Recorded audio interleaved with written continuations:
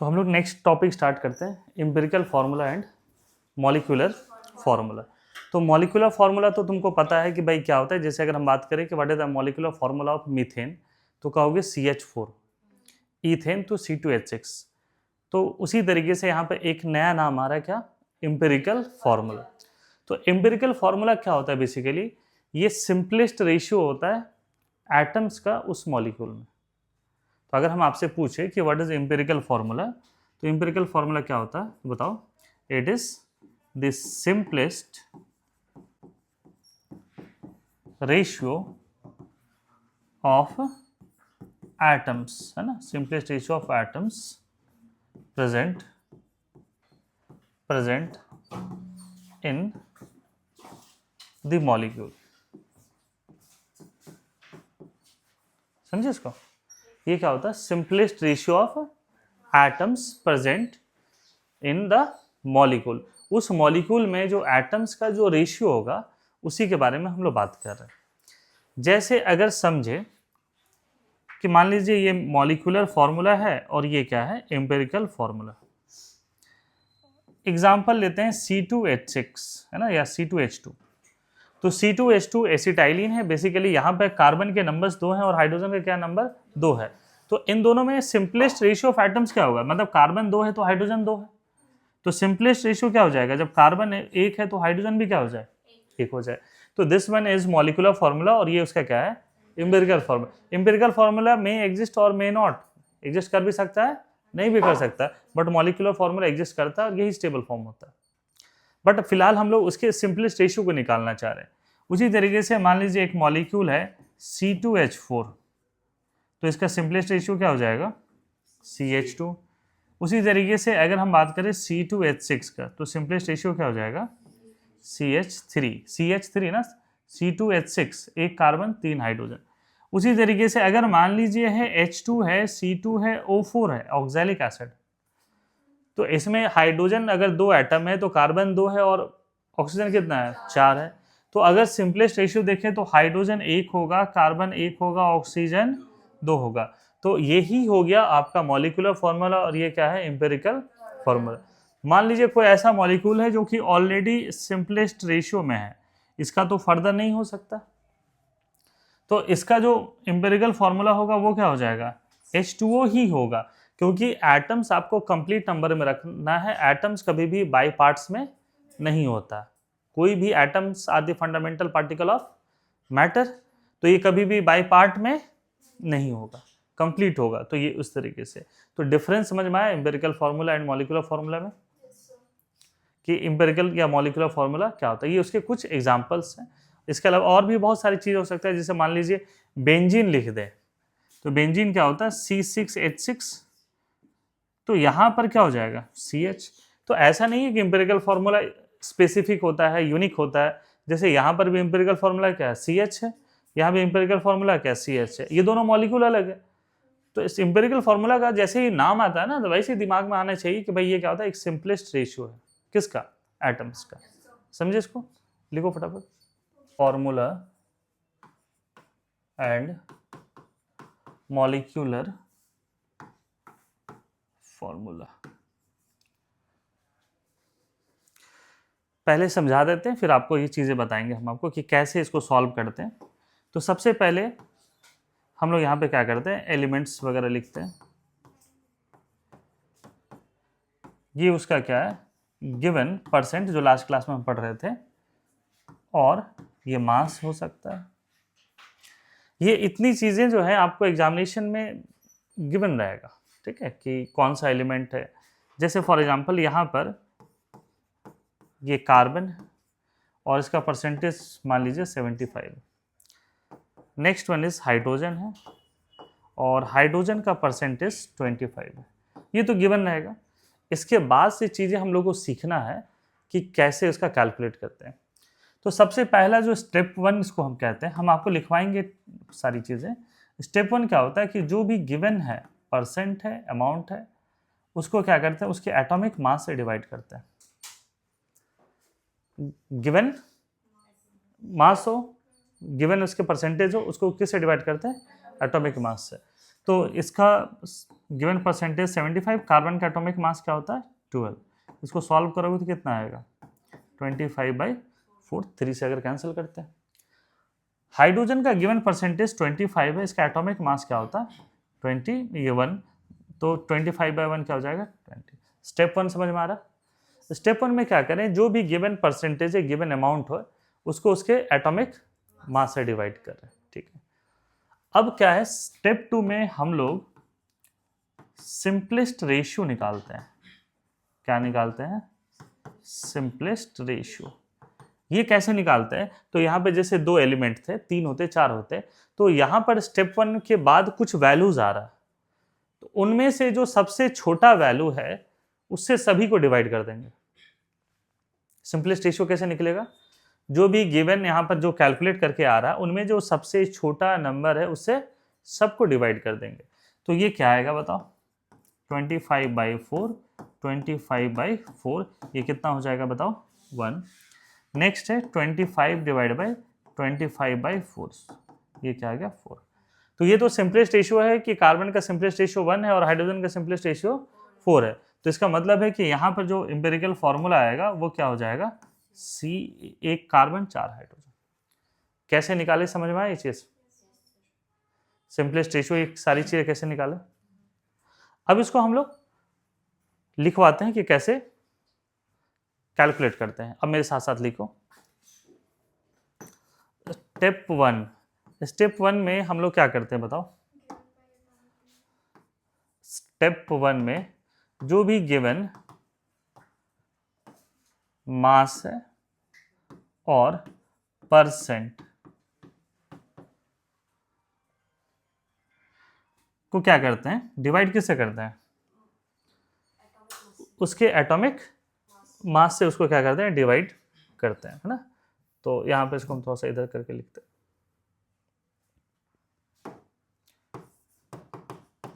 Divide given mass और percent by their atomic मास। उसके atomic mass से उसको क्या करते हैं हम लोग, उसको डिवाइड करते हैं। पहला स्टेप 1 आप देख ही रहे थे, जैसे 75/12 इस तरीके से, तो उसको क्या करें, उसके एटॉमिक मास से डिवाइड करते हैं। लिखो स्टेप 2 में क्या करते हैं, to get simplest ratio. Simplest ratio find करने के लिए जो स्टेप 1 में जो वैल्यू आ रहा है सब उसमें सबसे स्मॉलेस्ट वैल्यू से सबको डिवाइड कर दें, ठीक है। Simplest ratio divide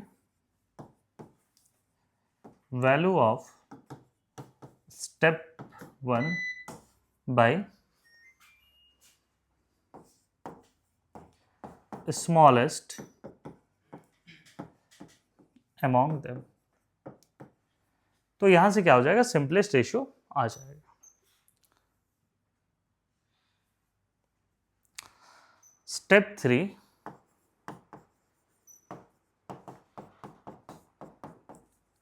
if the values of step 2, जिसको हम क्या कहते हैं, simplest ratio,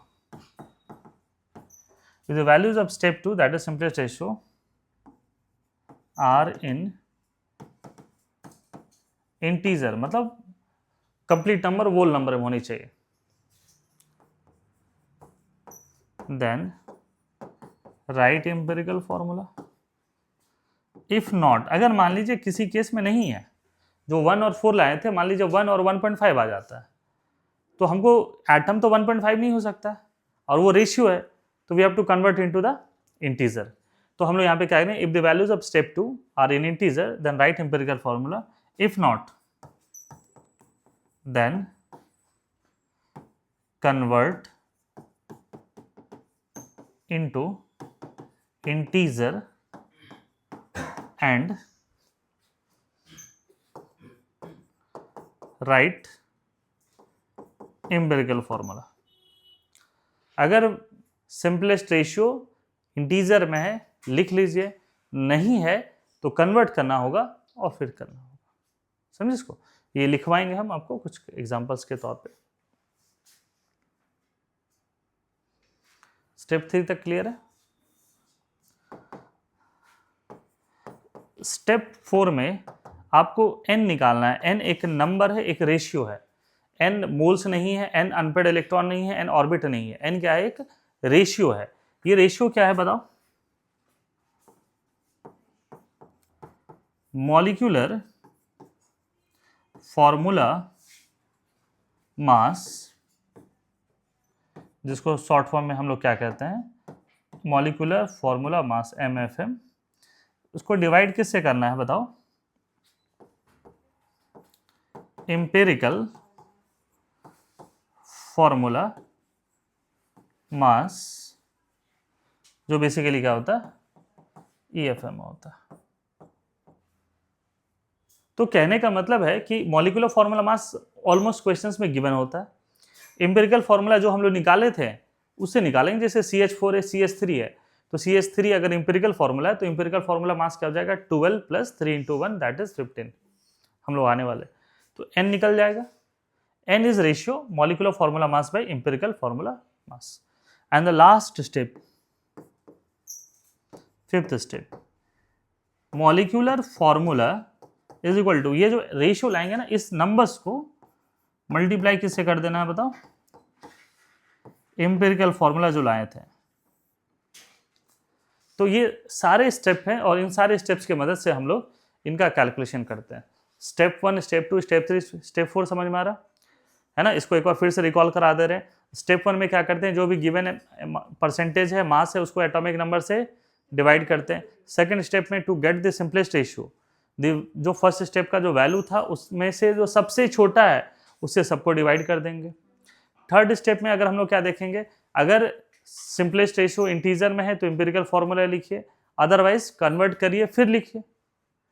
स्टेप 4 में क्या करते हैं? n निकालते हैं, which is the ratio of molecular formula मास, वो गिवन रहता है। एम्पिरिकल फॉर्मूला मास हम लोग को कैलकुलेट करना होगा, and right the empirical molecular formula which is n = this। ये स्टेप पे यहाँ तक क्या लिखवाएं, समझ में आ रहा? अब इसको हम न्यूमेरिकल के फॉर्म में अगर हम आगे बढ़ते हैं, सबसे इजी क्वेश्चंस करवाते हैं ना। लिखो मेरे साथ, राइट मॉलिक्यूलर फॉर्मूला, जहां पे मॉलिक्यूलर मास है 30 ग्राम पर मोल,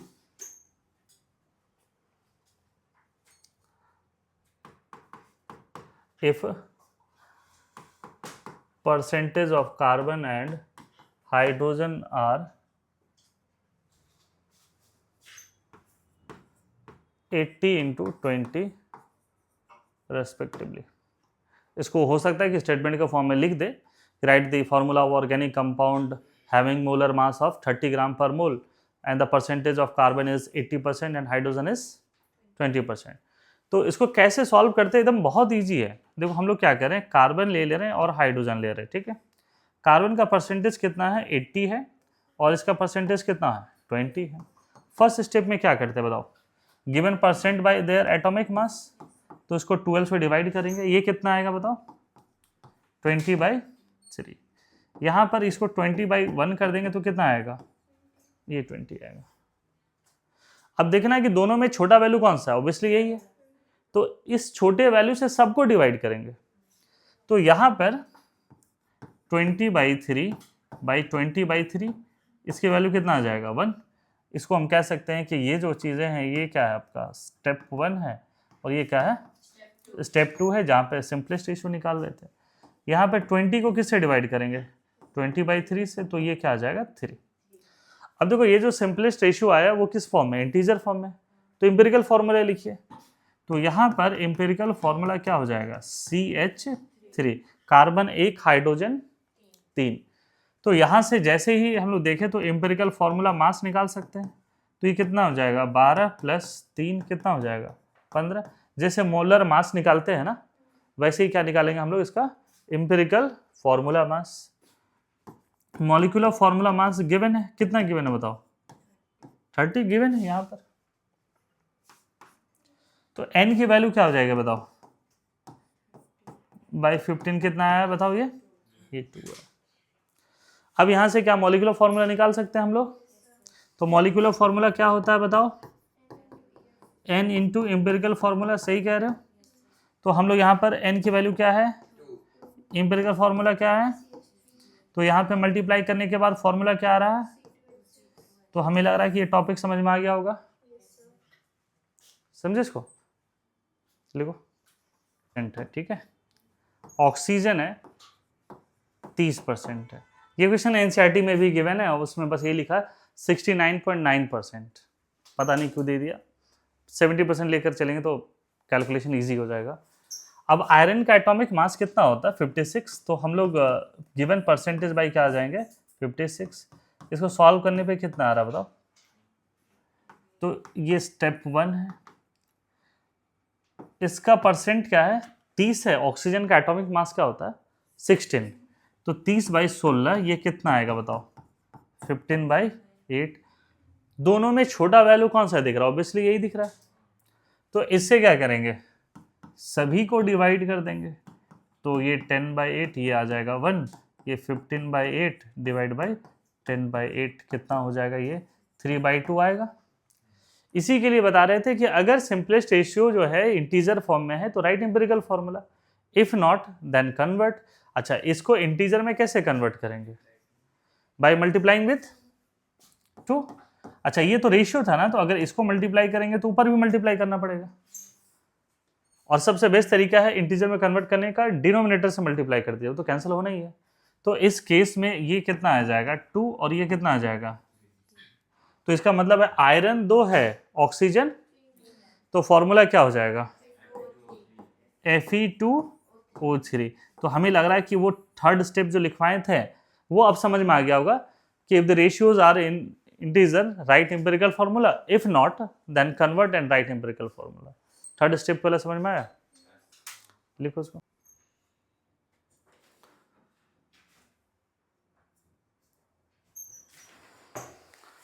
गिवन परसेंटेज है यहाँ पर, find the molecular formula of the organic compound जिसकी मोलर मास है 90 gram per mole, and the given percentage are hydrogen 20/9, carbon 240/9 and oxygen 640/9। First step में क्या करते हैं हम लोग बताओ, given percentage by their atomic mass, तो हाइड्रोजन का एटॉमिक मास 1, तो ये क्या हो जाएगा बताओ 20/9। कार्बन का परसेंटेज है 240/9 और एटॉमिक मास है 12, इसको भी डिवाइड कर रहे तो कितना आ रहा है 20/9। ऑक्सीजन है 640/9% और एटॉमिक मास है 16, तो ये कितना आएगा बताओ 40/9। ये स्टेप 1 आ गया। अब इनमें सबसे स्मॉलेस्ट वैल्यू कौन सा है 20/9, उसे क्या करेंगे सबको डिवाइड करेंगे, तो बेसिकली क्या होगा ये 20/9 20/9 कितना हो जाएगा 1, 20/9 20/9 कितना आ रहा 1, 40/9 20/9 कितना आएगा 2। तो बेसिकली ये क्या आ रहा है इसका सिंपलेस्ट रेशियो। सिंपलेस्ट रेशियो में क्या दिख रहा है आपको, हाइड्रोजन कितना दिख रहा है यहाँ पर, कार्बन कितना है, ऑक्सीजन कितना है, तो ये क्या हो जाएगा एम्पिरिकल फॉर्मूला। अगर एम्पिरिकल फॉर्मूला मास निकाले हम लोग तो 1 + 12 + 16 × 2 कितना आ रहा 45 आ रहा। मॉलिक्यूलर फॉर्मूला मास गिवन है 90, क्या n निकाल सकते हैं, तो 90/45 कितना है 2। और यहाँ से सारी चीज़ें निकल चुका है, तो क्या मॉलिक्यूलर फॉर्मूला हम लोग निकाल सकते हैं, तो n इंटू क्या होता है एम्पिरिकल फॉर्मूला, n की वैल्यू क्या है 2, एम्पिरिकल फॉर्मूला क्या है HCO2, यहाँ से क्या आने वाला है H2C2O4 जिसका नाम क्या है ऑक्सैलिक एसिड। हमें लगता है ये समझ में आ गया होगा आपको थोड़ा। हम्म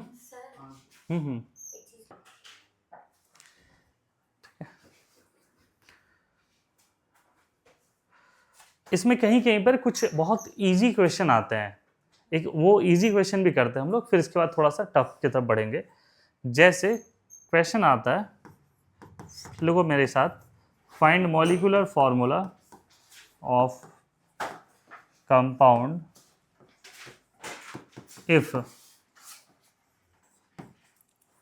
equal mass of A and B are present in molecule having atomic mass 20 and 40 respectively. ये एकदम इजी क्वेश्चन है और ये आपको हर जगह मिलेगा, है ना। तो यहाँ पे हम लोग क्या कह रहे हैं कि calculate molecular formula of the compound if equal mass of A and B are present. अब देखो ये क्या है, इसको बहुत तरीके से हम लोग सॉल्व कर सकते हैं। जैसे यहाँ पे ए ले लिए, बी, इक्वल मास का क्या मतलब है कि भाई ये भी 50% है और ये भी क्या है 50% है। इससे आगे हम लोग बढ़ सकते हैं, यस और नो। आप इक्वल मास लेकर चल सकते हैं कि दोनों 40-40 ग्राम ले ले, जो इसका HCF हो जाएगा। हम लोग क्या करेंगे, तो जो सबसे यहाँ पर हो जाएगा आपका, तो उस हिसाब से लेकर चले जाएंगे। अब देखो गिवन परसेंटेज क्या है, 50 है, 50 बाई क्या हो जाएगा 20, ये कितना आ रहा 5/2, 50 बाई क्या है 40, ये क्या है 5/4। छोटा वैल्यू कौन है ये, इसे सबको डिवाइड करो, तो 5/2 5/4 कितना आया बताओ 2, 5/4 5/4 कितना आया 1। इसका मतलब है कि इसका फॉर्मूला क्या हो जाएगा A2B। बस ये एकदम सिंपल सा है। तो जब फंडामेंटल क्वेश्चंस करोगे तो इस प्रकार की चीजें भी मिलेगा। ये समझ में आया कैसे कर रहे हम लोग, है ना। इक्वल मास दे दिया मतलब दोनों 50-50% है, या आप इक्वल मास लेके भी कर सकते थे इसको, अगर कहोगे तो इसको हम और भी तरीके से इसको कर सकते हैं सॉल्व। समझ में आई ये चीज।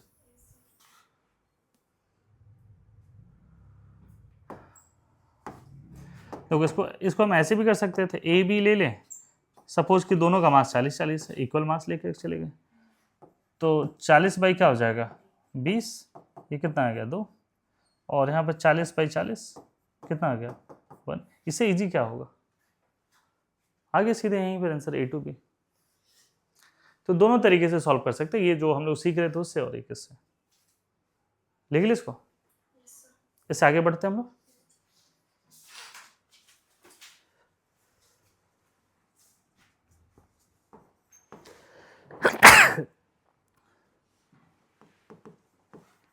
Find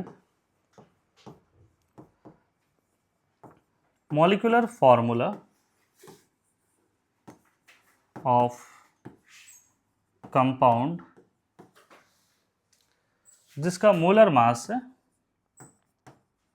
200 से 300 के बीच में है। मोलर मास फिक्स नहीं है, कितना है 200 से 300 के बीच में, and ratio of their mass is hydrogen is to carbon is to oxygen is to nitrogen. ये कंपाउंड है, इसका रेशियो क्या हो जाएगा 1:3, ये गिवन है 4:7। ये स्टैंडर्ड क्वेश्चंस में आते हैं इस तरीके के कि molecular formula of the compound है जिसका मोलर मास गिवन नहीं है, सर्टेन नहीं है, 200 से किसके बीच में 300 के बीच में, और मास का रेशियो कितना है 1:347। तो इसको सॉल्व कैसे करेंगे, तो H है, C है और क्या है O है और N है। तो अगर मास का रेशियो देखें, तो अगर ये 1 है तो क्या है 3 है, ये 4 है तो क्या है 7 है, मतलब मास का रेशियो है। अच्छा, एक लेंदी प्रोसेस क्या है कि आप टोटल मास कैलकुलेट करें तो ये 15 आएगा। परसेंटेज कैसे निकालेंगे, तो 1/15 इंटू 100, 3/15 इंटू 100, 4/15 इंटू 100, 7/15 इंटू 100। एक वो लेंदी प्रोसेस है और यूजलेस है। इट्स बेटर कि आप मास को उसके एटॉमिक मास से डिवाइड कर दें, जो हमने पढ़ाया था आपको। तो यहाँ पर फर्स्ट में क्या हो जाएगा, स्टेप 1 है ये, 1/1 कितना हो जाएगा 1, 3/12, 1/4, 4/16, 1/4, 7/14, 1/2। सबसे छोटा वैल्यू कौन, उससे क्या करोगे, तो सबको डिवाइड करोगे तो 1/4 क्या बचेगा, ये 4, ये 1/4/1/4 कितना होगा 1, 1/4/1/4 कितना होगा 1, 1/2/1/4 कितना होगा 2। रेशियो निकला यहाँ पर, यस। एम्पिरिकल फॉर्मूला निकल जाएगा यहाँ से, क्या होगा H4CnO2, उल्टा सॉरी N2। तो यहाँ से अगर हम लोग एम्पिरिकल फॉर्मूला मास निकालें तो कितना हो जाएगा 4 + 12 + 16 + 28 विच इज इक्वल टू 60। अब हमें मास नहीं दिया हुआ, तो बताओ कि मास n जो निकालते थे वो molecular formula mass by empirical formula मास था, तो इसका मतलब है कि इसका ही मल्टीपल्स में जा रहा था वो। तो यहाँ पर इसका मल्टीपल्स क्या क्या होगा 60 होगा, अगला इसका जो मॉलिक्यूल होगा वो क्या होगा 120, अगला क्या हो जाएगा फिर क्या हो जाएगा। तो हमें इसी के बारे में तो पूछ रहा है, ऐसा मॉलिक्यूलर फॉर्मूला बताइए जिसका मास 200 से 300 के बीच में है, तो क्या हो जाएगा ये 240। तो n की वैल्यू क्या हो जाएगा 240/60 कितना हो जाएगा 4। क्या यहाँ से मॉलिक्यूलर फॉर्मूला निकाल सकते हैं, अरे हाँ या ना। तो मॉलिक्यूलर फॉर्मूला क्या हो जाएगा 4 × H4CO2। आंसर आ जाएगा, क्या आएगा आंसर इसका H16C4O4N8 is the right answer. अगर इसमें पूछ देता कि write the molecular formula if it's molar mass lies between 100 to 200, तो फिर किसको लेके चलते इन दोनों को, तो उसमें मल्टीपल आंसर हो सकते थे जो जेई वगैरह में आते हैं। मल्टीपल हो सकता है ना भाई, 120 भी हो सकता है और 180 भी। अच्छा, इसमें एक और क्वेश्चन बन सकता था, find molecular formula if it lies between 100 to 200 और मिनिमम फॉर्मूला होना चाहिए, तो 120 लेके चलते, तो 120 फिर 2 से मल्टीप्लाई। अगर पता 100 से 200 हो और मैक्सिमम होनी चाहिए 180। तो क्वेश्चन का आइडिया लग रहा है कैसे सॉल्व करना है उसको, लिखो उसको। तो फिर दोनों हो जाएंगे, तो उसमें ऑप्शन रहता है कि ए बी इस तरीके दोनों फॉर्मूला हो जाएंगे। तो ये तो डिपेंड करेगा ना, यहाँ पर क्या है हाइड्रोजन है, कार्बन है, ऑक्सीजन है, नाइट्रोजन है और इसका मास का रेशियो क्या है 1387।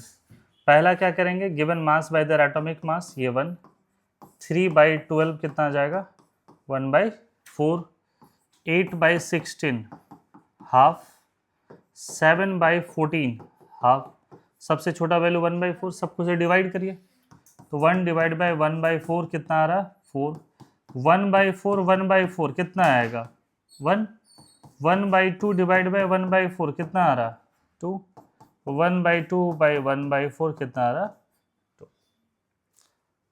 ये कैसे निकाले समझ में आ रहा, यहां से एम्पिरिकल फॉर्मूला कर लोगे कितना आएगा